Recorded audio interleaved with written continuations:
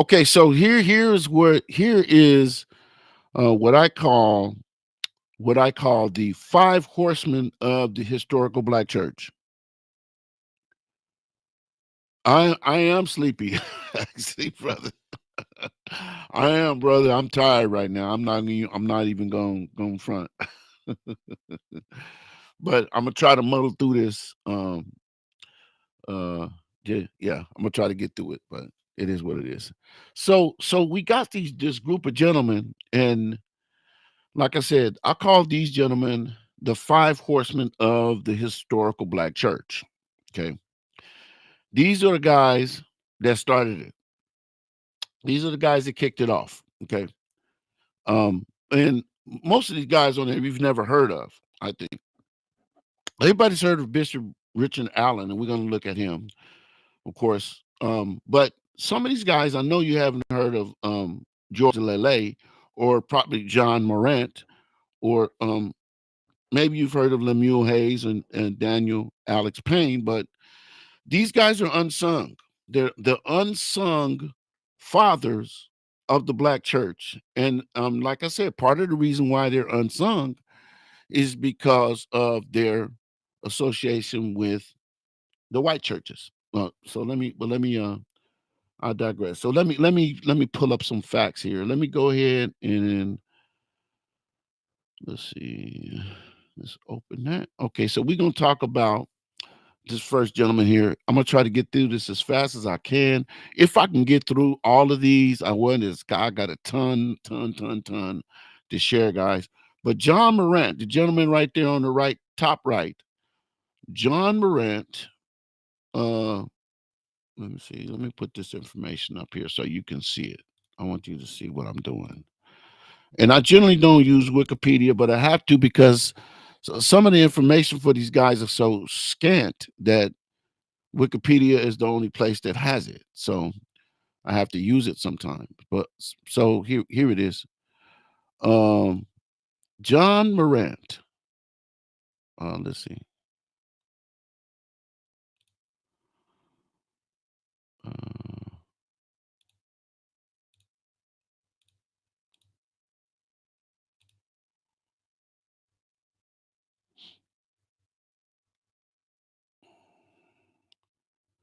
where's it? Where's the? Oh my goodness. This technical stuff is driving me ape, driving me crazy, man. Where's the actual? The actual. Oh, here it is. Okay, good. Okay, so let me see. Let me first of all let me zoom it in. Let me zoom it in. Say John Morant was an American Methodist preacher and missionary and one of the first black preachers in North America. Bet you didn't know that, did you? John Morant. Born free in New York City. This remember you got to remember he was in the 1700s, mid to late 1700s was when he lived. He moved as a child with his family to Charleston, South Carolina. His father died when he was young, and his mother also lived in Florida and Georgia after escaping the Cherokee, with whom he lived for 2 years. He allied with the British during the American Revolution. Wow. Okay. Revolutionary War, and resettled afterward in London. There, he became involved with the Countess of Huntington's connection and ordained as a preacher. Okay, so it says Morant was supported to travel to in 1785 as a preacher and a missionary to Nova Scotia, where he founded a Methodist church in Birchtown. Black man in the 1700s establishing a church in another country. That's crazy. It says he married there before settling in Boston, Massachusetts in 1790, where he returned to London. In 1790, he returned to London. He wrote a memoir about his life, published in 1785 in London as a narrative of the Lord's wonderful dealings with Morant. a black also published were a sermon, 1789 sermon, and a journal in 1790 covering the previous 5 years of his life. So that's how we have this information, is because he wrote it down. We didn't have no internet back then. John Morant, black man, considered one of the first missionaries. Can you believe that? See, Azusa, we getting to, we gonna get there. We gonna get there. We got Azusa coming up. So there's John Morant. So let me see what's next. Who's next?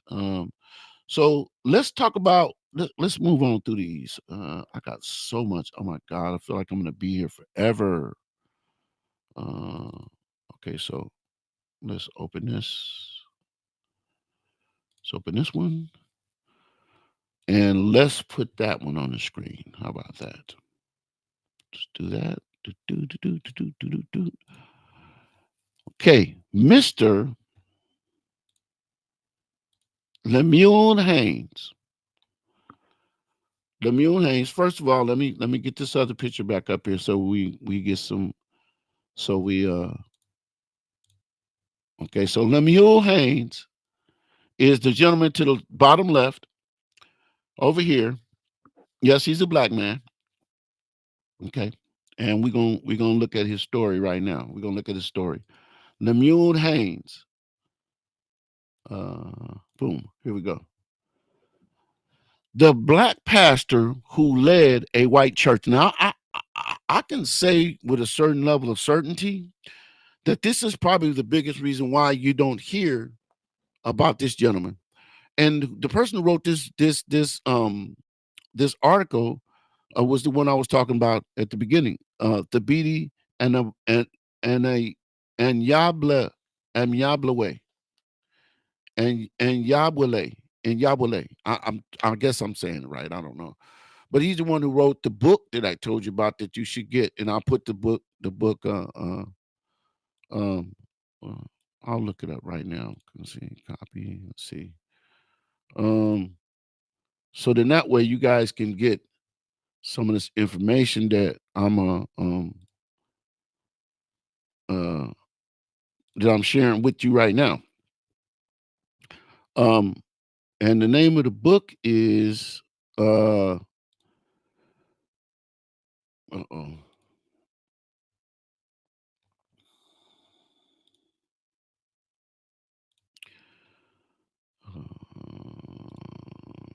The name of the book is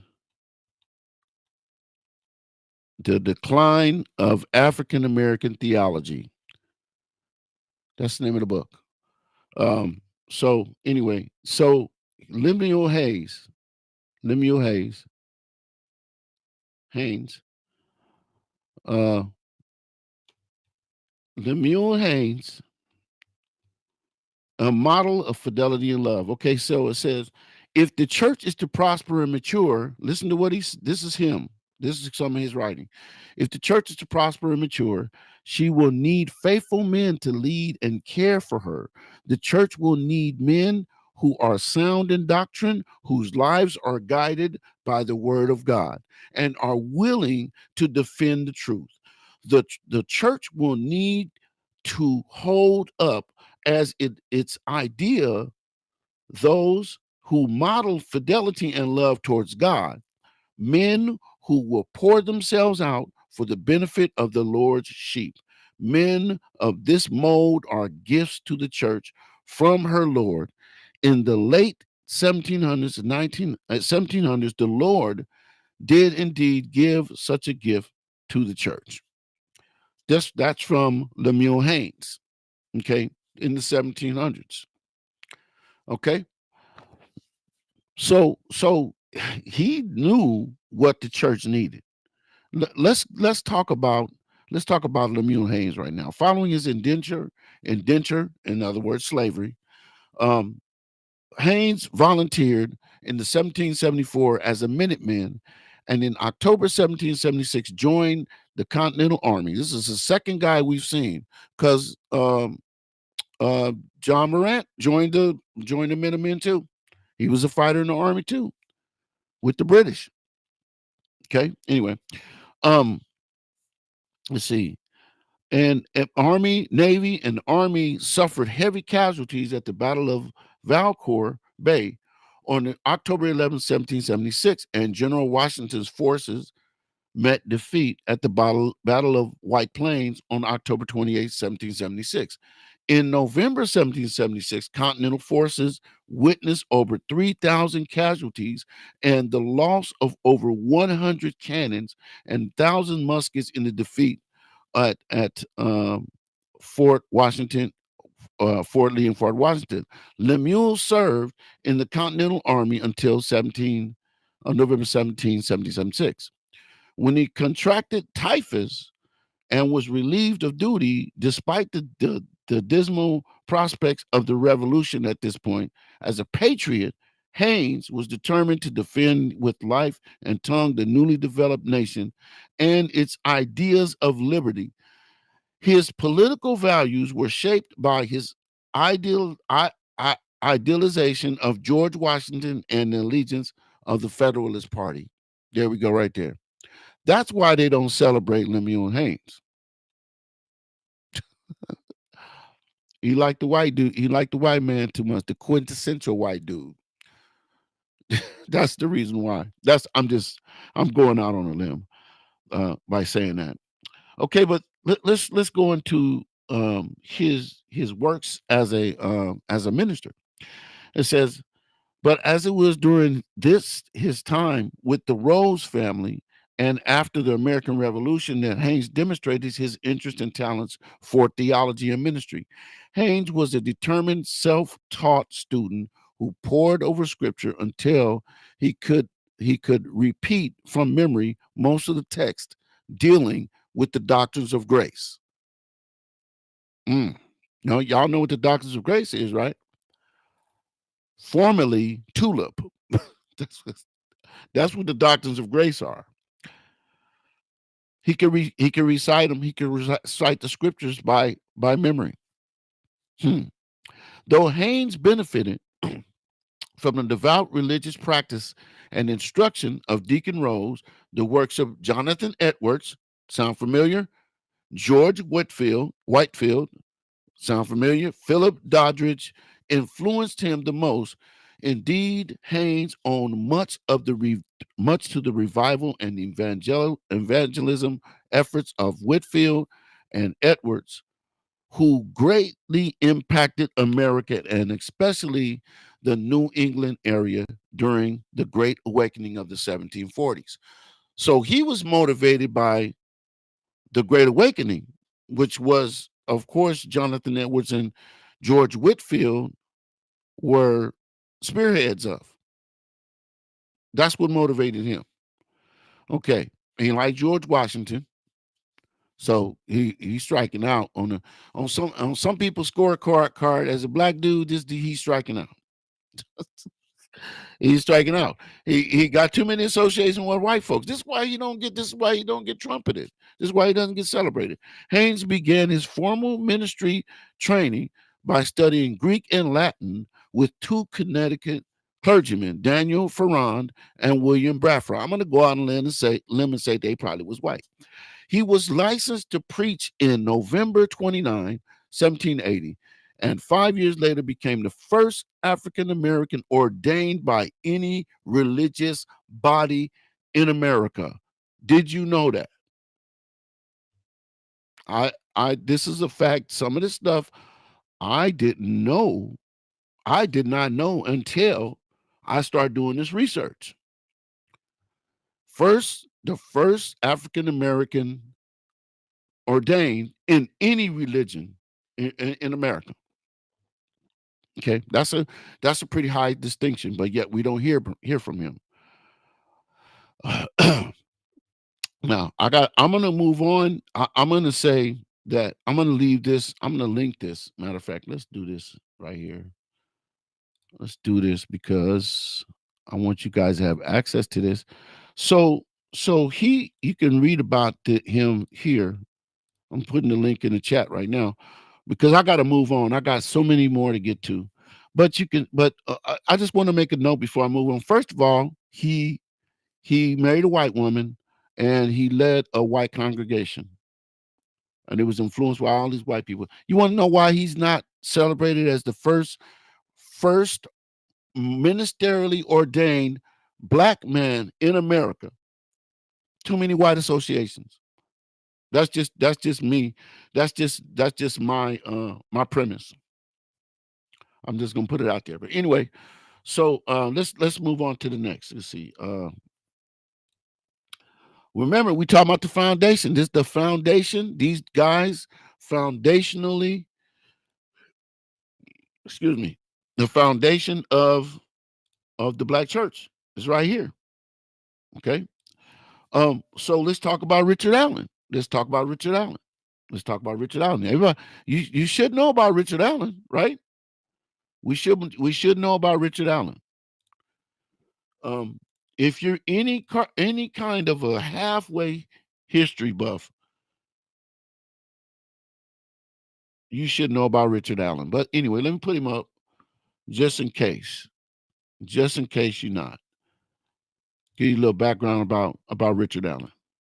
And let's go here.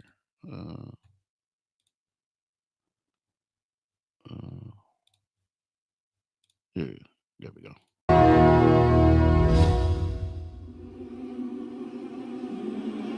Richard Allen is an American hero. He was a pioneer, and he blazed a trail for future generations to follow. He was the first African-American leader to lead through nonviolence. Richard Allen was born in 1760, a slave to Benjamin Chew.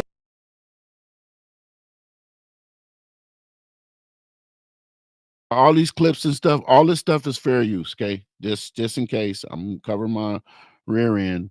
This is all fair use for educational purposes. That's why we viewing this. So yeah, let's continue. Chew of Philadelphia. When he was 7 years old, Chew separated Allen from his family and sold him to Stokely Sturgis in Delaware. Your mother has already been sold. You've been separated from beloved family members. You're working long, grueling days. You look around you and all you see is slavery and bondage and hardship. At age 17, he joined the Methodist Society, which met in the woods around the Sturgis farm. That was really the foundational moment in his life when he meets these Methodist ministers who are, going through Delaware and preaching the gospel. Again, I told you at the beginning that Methodist roots, Methodist, Calvinist roots, Methodist, Calvinist, Baptist roots. That's the roots of the black church. And his life is converted. He's literally changed. The explanation of scriptures helped inform his understanding of who he was as a man. God certainly didn't make him to be bound. When he was 26, Allen and his brother purchased their freedom, agreeing to pay $2,000 over 5 years. Allen traveled, first to Radnor and then to Philadelphia, where he became the early morning preacher at St. George's United Methodist Church. The Methodist Church was still very equal in the way that it treated everyone. It was not uncommon to find a black slave, for example, preaching to white slave owners. His presence and message brought in many new members. As Allen's following grew, white church leaders began segregating African Americans in the balcony during services. Okay, did y'all pick up on that? Did y'all get that? This man is preaching the gospel. And because he's preaching the gospel, more black people are coming into this white church, right? Y'all get that? Because black people are coming into the white church, they say, oh, well, we're going to have to, y'all going to have to go have your church over there, and we can have our church over here. Are y'all following me? He marches to the pews that he thinks he belongs in. And one of the white leaders starts walking down the aisle to where Absalom Jones, the senior member of the black community, is praying on his knees. And he says, get up. You go to the back of the church. You don't belong here. And Allen is watching this from the side. If he tells Absalom Jones to get up and white parishioners don't stop him, we leave. If he tells Absalom Jones to get up and white parishioners say, sit down, he's equal, we stay. But the white parishioners were silent, and Allen and Jones led the black congregation out of St. George's. So you see what's happening here? You guys see what's happening? We got a church. That's where the black parishioners are being attacked. The white parishioners don't stand up and fight for them. What's going on here? Here's a man who's preaching the gospel of Jesus Christ. People are coming to Christ through his ministry. But yet when those people come to worship at the church where he's preaching, you're not making them welcome for them. Why? Because they were black. Let's watch, continue. Walking out of St. George's Church is the beginning of civil rights movements in American society. That was really the moment that Allen wanted and had been waiting for. Another critical moment occurred in the summer of 1793, when Philadelphia found itself in the grip of a devastating yellow fever epidemic. More than 10% of the city's people died, half the population left, and Allen mobilized black Philadelphians as the foot soldiers in the war against the epidemic. They looked at it as an opportunity to show our responsibility as citizens, our civic duty. So here comes a health issue, a health thing in the community, and Richard Allen mobilizes the community. Interesting, right? Allen had a relationship with Benjamin Rush, the city's leading physician, who assured him that caring for those infected with yellow fever would improve the standing of African Americans in the city. Once the fever passed, publisher Matthew Carey printed his account of the yellow fever outbreak. He charged black Philadelphians with theft and extortion. Allen and Absalom Jones were outraged. Wow. You see this, guys? They're getting attacked because they're black. And they went on the offense, printing a detailed rebuttal to Carey's account. They put together the first copywritten book by African Americans in this country. Richard Allen understood that you've got to put things down in writing, and that if it's not written, then it did not happen.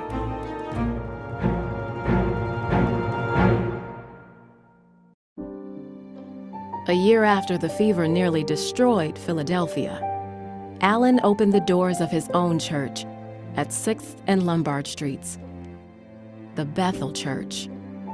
The idea of a free, independent African church under its own control was a very powerful symbol that many blacks throughout the country latched onto, which is also what made it a threat. For those who were bound to the institution of slavery, the last thing you wanted was somebody like Richard Allen out there meeting behind closed doors and nobody knew what he was saying. Allen would use his church to further the cause of equality, operating a station on the Underground Railroad and supporting civic associations to help blacks deal with an increasingly hostile and... Now you got to understand something, like, okay, so this is post slavery, because it's the late 1700s, right? So, but we still got slavery going on in some parts of the country, right? Where there's no Emancipation Proclamation yet. We don't have that. So he not only did he break away and start his own church because of racism in the church, part of his mission was to become a part of the community, a stalwart that would help the community. You follow what I'm saying? And I find that interesting, because we have a lot of churches that are extremely biblical, but they don't think it's their duty to do anything in the community. We go to church, we preach the gospel, we have our own little things going on here, but we don't really interact in the community. Well, if you look in the Bible, we're going to look in Matthew 25, you will see from verses 31 through 46, Reaching out to the community is very important. And this brother, Richard Allen, understood that. Okay. Okay. So let's continue on. Let's go ahead and let him finish up. Racist America. By the early 19th century, powerful forces were trying to undermine Richard Allen. Slavery is expanding in the South, and slaveholding interests are trying to resettle free blacks like Allen in African colonies. White Methodists continued to claim ownership and control over Allen's congregation until 1816, when the Pennsylvania Supreme Court ruled that Allen's church would remain independent. There you go. Trying to say this man left their church because of racism, but they still want to claim his church. What? No. First of all, you don't have a patent on a church. It doesn't work that way. You don't have a patent on the church. You don't own the church. Okay. He's a gospel minister, and you rejected the worship of him and his people in your quote unquote church. So leave that man alone. Leave him alone. That same year, Allen united 5 congregations to create the African Methodist Episcopal Church, the first autonomous African American religious denomination First in the United black States. denomination in the United This is not States. simply a white man's republic. No one else in the white founding group. But I want you to understand something. I want you to understand the circumstances under which the AME church was wrought. It was wrought out of racism. He didn't want to look. He got saved in a white society. Okay, so I'd already read to you some, even Lemuel Hayes, saved in a white society. They didn't care about that race stuff. They just wanted to worship God. They just wanted to praise God. They just wanted to preach the gospel. But they said, the white folks said, okay, you can do that, but just not in our church. Here we go. Hey, what's going on, my brother Walsh, man? How you doing, brother? Appreciate you, man. Thank you for stopping in, man. But yeah.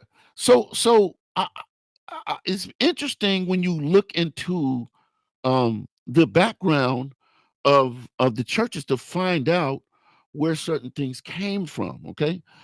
So let me. I'm gonna play something else. Wait. We're gonna move on because I want to get to the next era. The next era. Remember, this is the foundation. So we got John Morant, we got Lemuel Hayes, we got Richard Allen, all slavery in the same slave era, preaching and starting churches in America in the 17 and 1800s, late 1700s. Okay. The next guy, let me go ahead and pull him up first before I move on. Show you a picture real quick. Let's get back to our graphic that we have of our graphic of the foundation, the 5 horsemen of historical black church. We have John Morant. We have Mr. Richard Allen, who we just got through looking at. We looked at Lemuel Hayes. Okay. And now we're going to go on to this gentleman right here, Daniel Alexander Payne. Okay. Daniel Alexander Payne, another overlooked black preacher in around the same time era. Okay. So let me see. Let me pull up the thing for him so we can talk about Mr. Daniel Haynes. Daniel Alexander Payne, rather. I'm sorry. Got his name wrong. Okay, so let's pull him up. Let's pull him up here. Let me get this up so you guys can see what I see. Let's see here. Okay, Daniel Alexander Payne. Okay, Daniel Alexander Payne, born February 24th, 1811, in to free parents, London and Martha Payne, in Charleston, South Carolina. Daniel Alexander would become a bishop in the African Methodist Episcopal Church, which we already seen was founded by who? Richard Allen, right? President of Wilberforce University. You know where Wilberforce University came from? It came from slavery abolition. Okay. Abolitionist, educator, and historian. When Paine was 4, his father passed away. So his father passed away very young. Mother died when he was 9. So his parents were gone when he was 9, when he was young. Paine was raised by his great aunt, Sarah Purdue. After their passing, Daniel Paine studied at the Miners Moralist Society School for 2 years and then was privately tutored by Thomas S. Bonnet. Paine went to work for a shoe merchant at the age of 12, as a carpenter at 13, and then as a tailor. This dude was working young.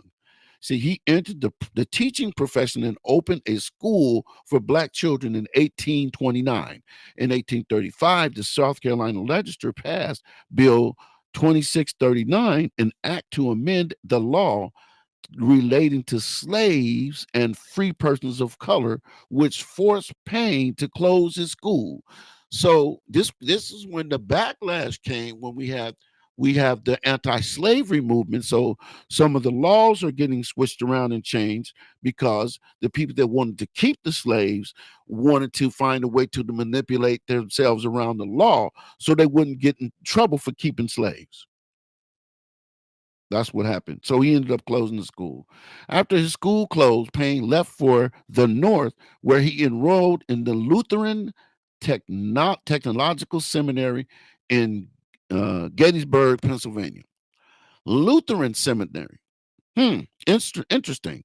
Studying there from 1835 to 1837. In 1837, he joined the Franklin Synod of the Lutheran Church and was ordained as the first African American minister in the Lutheran Church in Fordsboro, New York in 1839.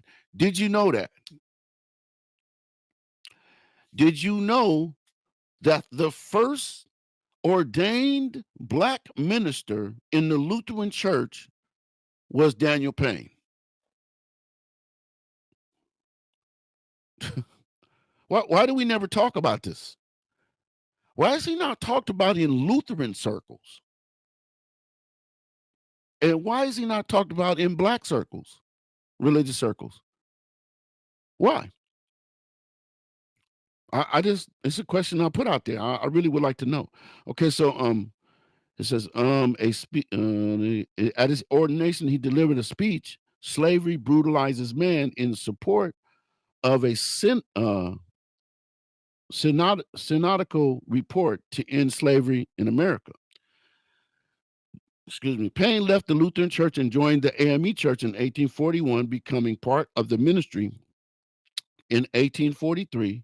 And from 1842 to 43, he was a leader in the Philadelphia Vigilance Committee, which provided food, clothing, and temporary shelter for fugitives from slavery. Again, we see the minister reaching out to the community. Why? Because it was a crisis. We still had slavery going on.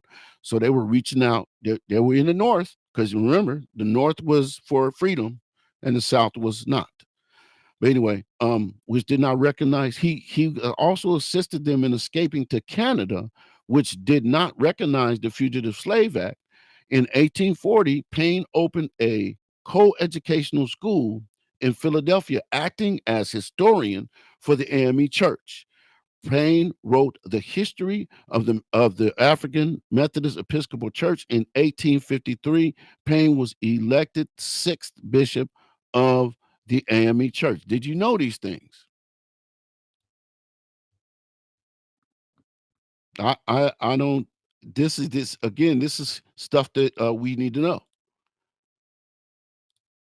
and especially in the black community. Why do we not know this in the black community? I don't know how I don't know how he's not a part of our celebration that we have every year when we have Black History Month. Why are these guys not there? Why are these guys not recognized? That's my question. Let's see here. Where am I at? Uh, mm. Oh, okay. So we got John Morant, we got Lemuel Hayes, we got Bishop Richard Allen, we got Daniel Alexander Payne, who later joined Richard Allen's African Methodist Episcopal Church, right? Okay, right? Okay, and then we have this gentleman here, George Lele. George Lele. Now, he is a brand new, I mean, these other guys, I had heard of them before, but I had never heard of George Lele until till I did my research for this show. This guy is a very interesting person in actually Black history and church history. And I'm gonna show him to you right now. This guy is amazing. Check this out, guys. You're not gonna believe this dude.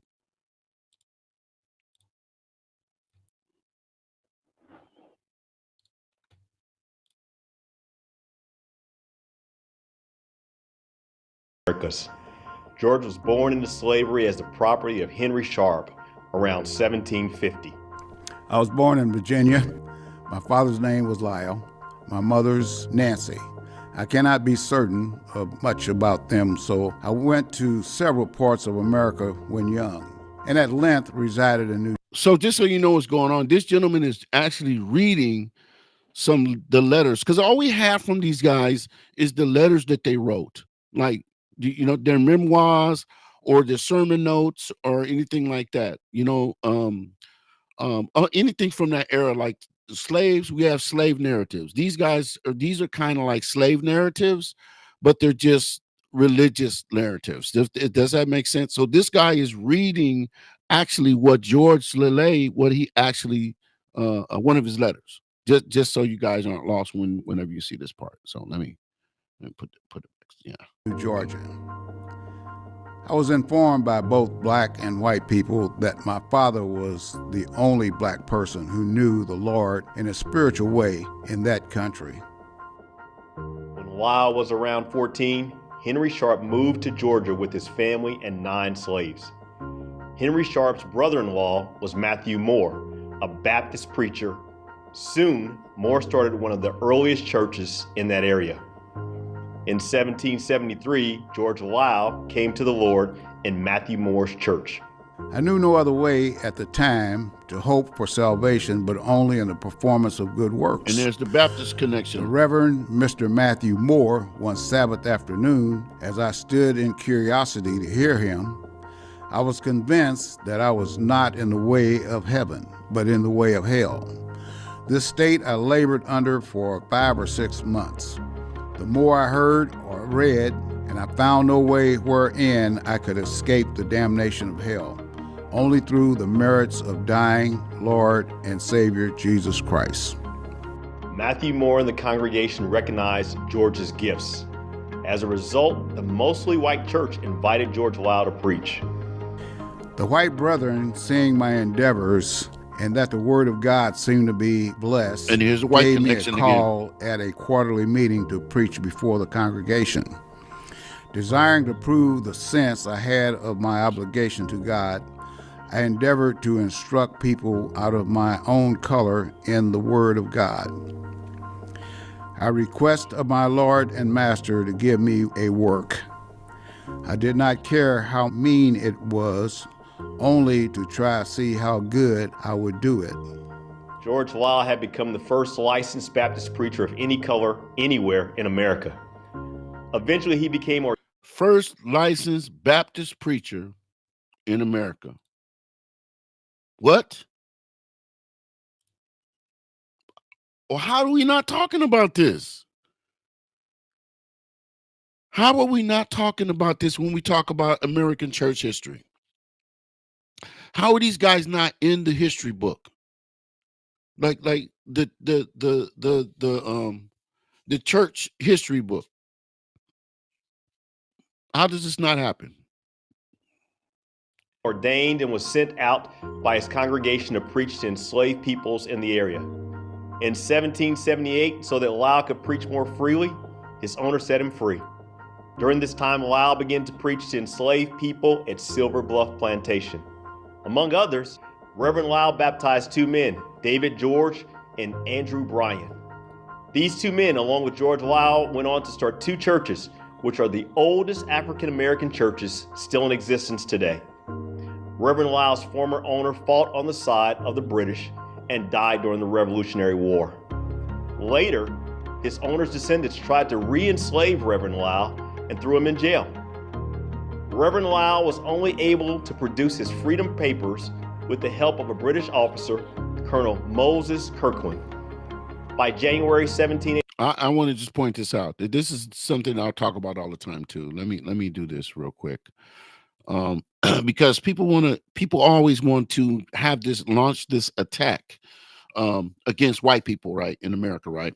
They always want to launch this attack against white people, and currently on this in the vein that we're in now, where we have people like the Hebrew Israelites that want to say all white men are evil. When I was coming up, I watched the newsreels of the marches in the 50s and the 60s, the civil rights movement and stuff. You know, I seen a lot of white people marching with black folks. Okay, I saw a lot of white people getting beat up and spit on, standing with the black folks. Okay, and then when I look in history, I see something happening throughout all of this, throughout slavery, throughout the civil rights movement. I see white people standing up for, and I know the Hebrew Israelites gonna say, yeah, you trying to save your oppressor. And here you go talking about that. I know y'all saying that. I don't care. It's a fact, and you gonna have to deal with it or not. But there have always been white people that have stood up for the plight of black people in this country. They have not all been evil. And in fact, I say, had it not been for the good white folks, we would have not ever gotten out of slavery. We didn't have the power to get out of slavery. It took someone in power, of which we were not, to come in and step in and save us from the oppression. And to the point where listen, this is how big the oppression was. The oppression was so much that it caused the Civil War. It caused the Civil War of states that wanted to keep slaves and states that said, no, we're going to outlaw slavery. That's what it took. Okay, so stop this mess about all white people are evil. I'm sick of hearing it. Sick. And as we're seeing here, the very foundations of the black church were wrought in the white church. Oh my goodness. Okay. Get back, get back, get back.